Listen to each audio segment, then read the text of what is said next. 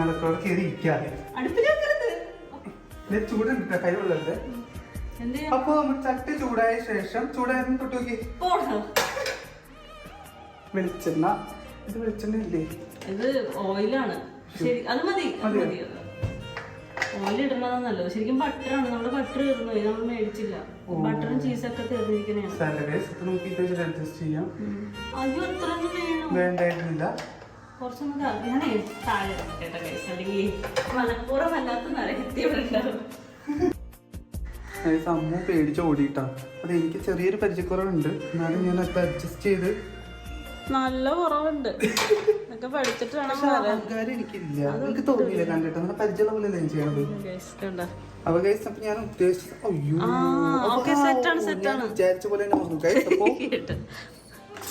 നമ്മൾ എന്ത് പറ്റിയാലും നമ്മൾ 4 ഫുള്ള് ഇട്ടോ.